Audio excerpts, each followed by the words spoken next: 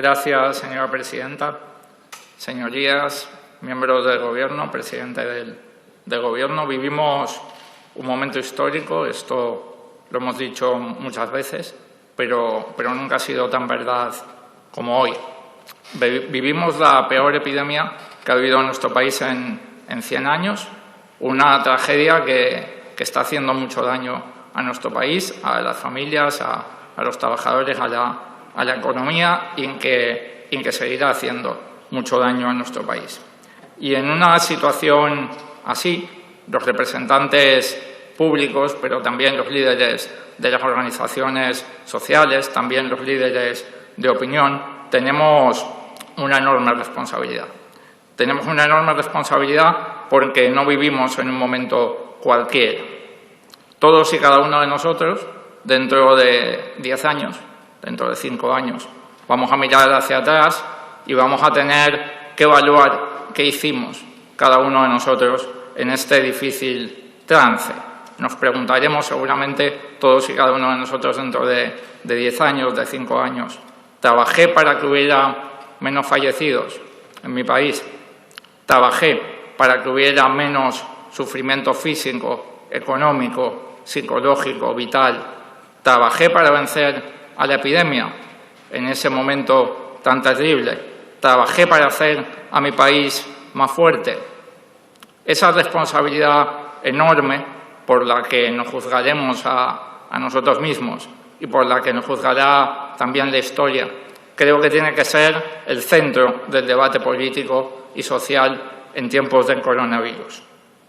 La responsabilidad que está demostrando, sin duda, la ciudadanía quedándose en casa, con lo difícil y cada vez más difícil que es respetar las normas que dictan las autoridades sanitarias, especialmente para la gente que tiene menos recursos, especialmente para la gente que tiene una vivienda en condiciones más precarias, especialmente para la gente que tiene mayores problemas para llegar a fin de mes.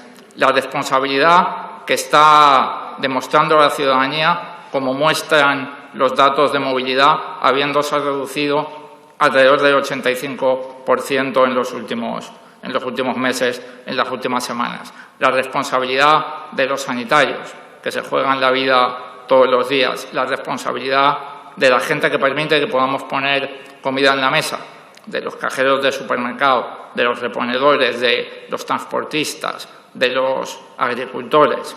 La responsabilidad de los agentes de policía, de la Guardia Civil, de los soldados, de nuestras Fuerzas Armadas, que también ponen en primera línea su salud para protegernos y para garantizar que se cumplen las normas de confinamiento. Una responsabilidad que, además, en tanto que no busca protegerse a uno mismo en primera instancia, sino proteger a los demás, una responsabilidad que por esto también podemos llamar solidaridad. La inmensa mayoría de nuestro pueblo es así y por eso este es un país del que podemos sentirnos orgullosos. Por eso nuestro país es el país del no a la guerra, es el país del matrimonio igualitario, es el país de la sanidad universal, es el país del 15M, es el país del solo sí es sí. Pero así como los humanos no somos perfectos, nuestro país tampoco lo es. Y también tenemos una poco edificante minoría de élites políticas que hacen todo lo contrario en un momento tan difícil.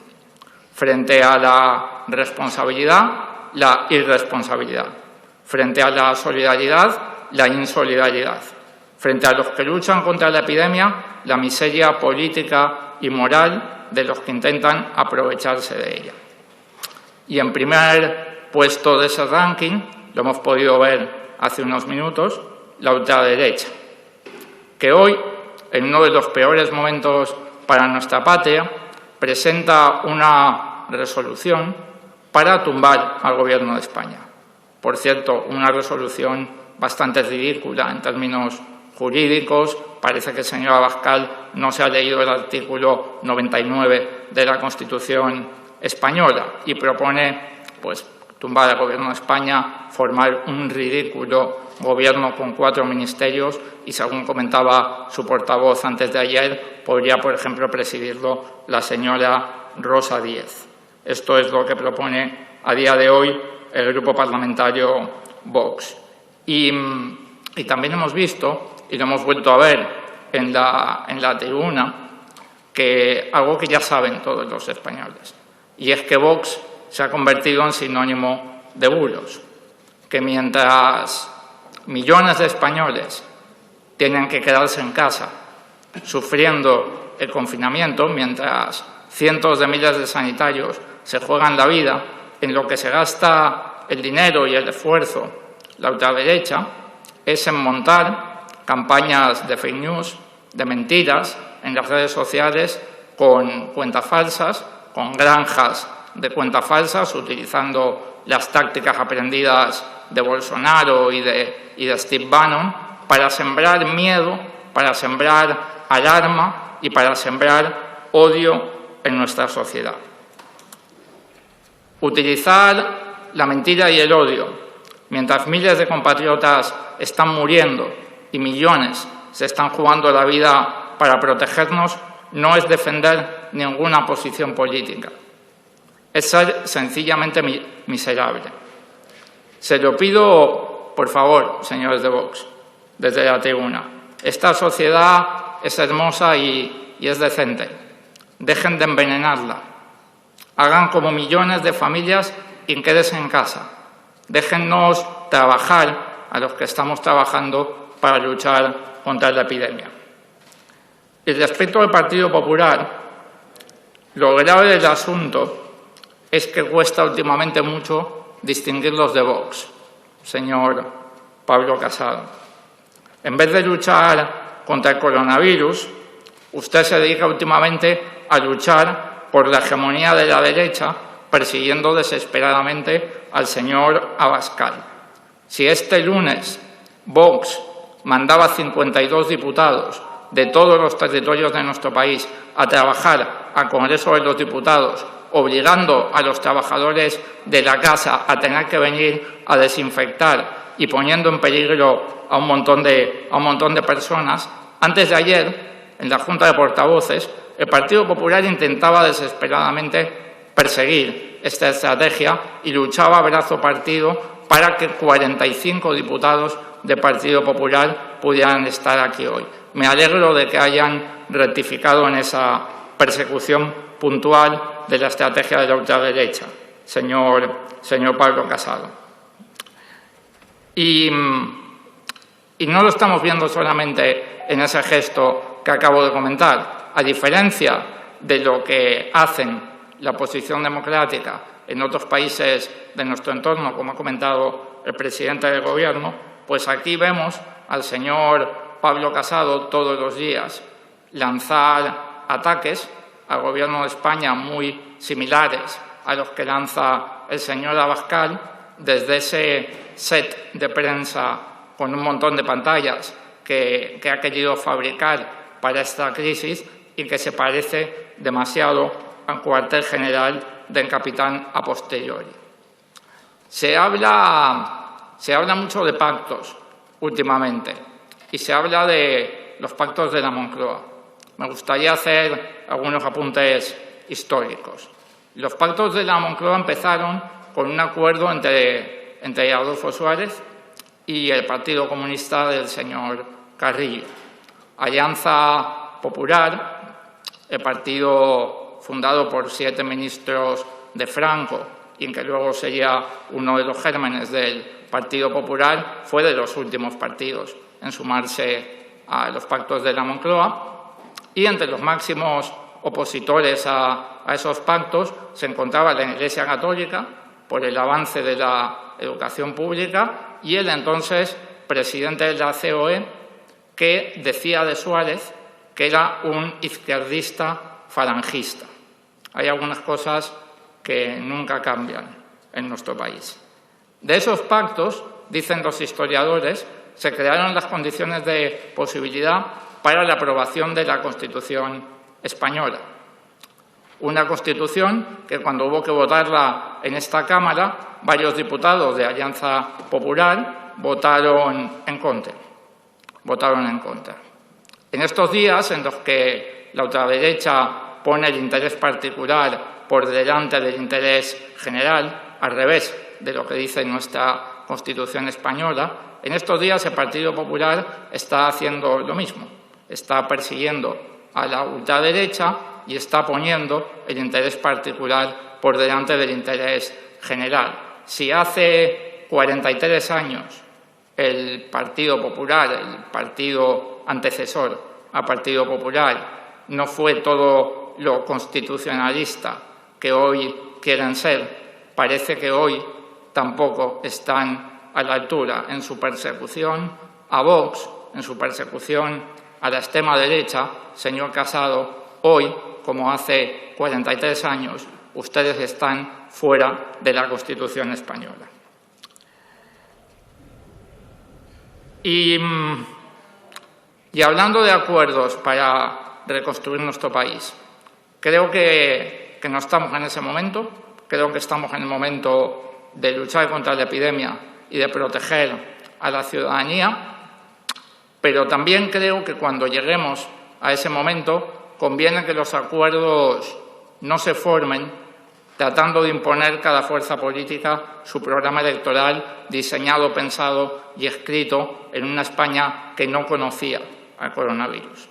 Creo que esos nuevos acuerdos tienen que partir de lo que hemos aprendido a lo largo de esta epidemia, de las lecciones que nos está dejando esta tragedia.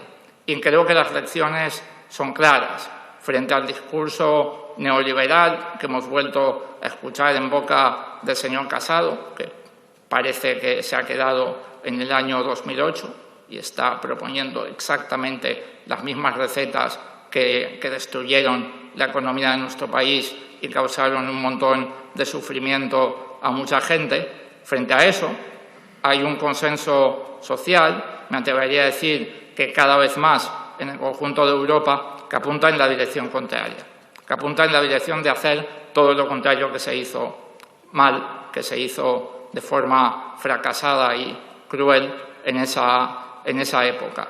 Parece obvio que hay que fortalecer la sanidad pública en nuestro país.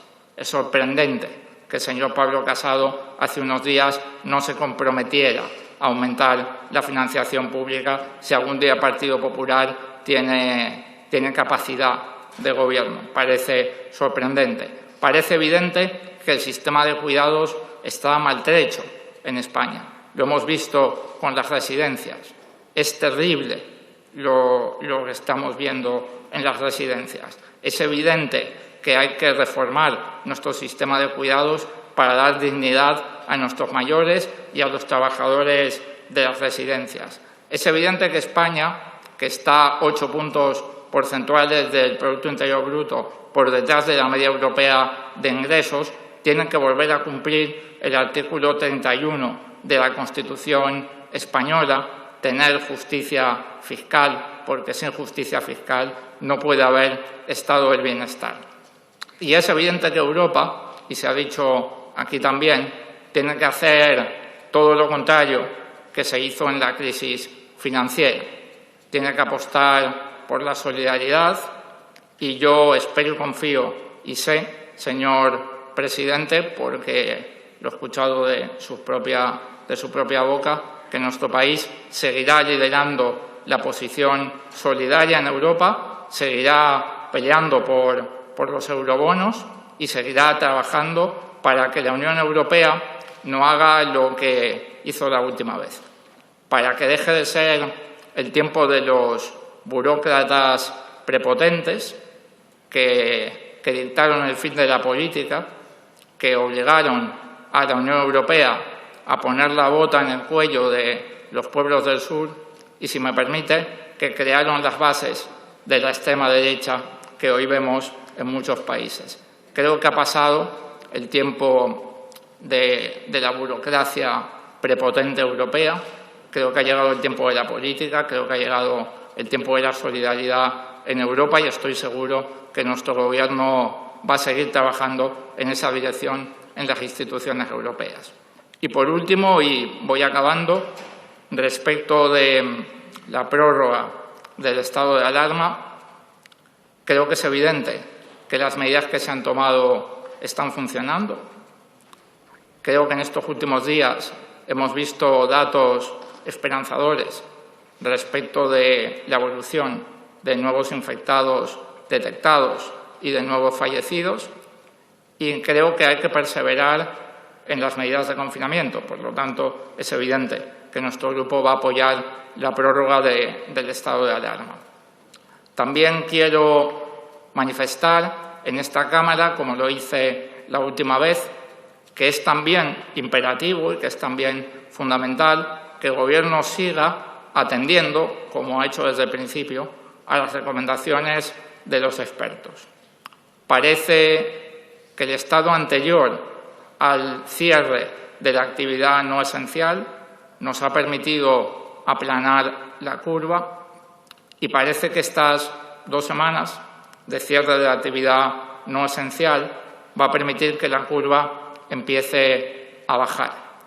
Creo que tenemos que estar muy atentos día a día de cómo evoluciona la curva. Creo que tenemos que estar muy atentos al consejo y a los datos y a las simulaciones de los equipos científicos, y creo que el Gobierno de España tiene que seguir actuando como ha actuado hasta ahora, demostrando flexibilidad en un escenario cambiante, y creo que tenemos que tener cuidado con lo que se ha dado en llamar el desescalamiento, para hacerlo de manera paulatina y de manera que garantice que la curva sigue bajando. Por eso, señor presidente, le traslado de nuevo el apoyo de nuestro grupo parlamentario y le pido que nuestro Gobierno siga actuando como hasta ahora. Si se puede proceder a una reanudación inmediata y absoluta de las actividades no esenciales y se consigue hacer manteniendo la bajada de la curva, eso será bueno para la economía y será bueno para nuestro país, pero si detectamos señales de que ese desescalamiento tan rápido no es del todo positivo para la evolución de la curva, estoy seguro que nuestro Gobierno va a tomar las medidas que ha tomado hasta ahora y va a saber actuar con flexibilidad. Muchísimas gracias. Gracias, señor Echenique.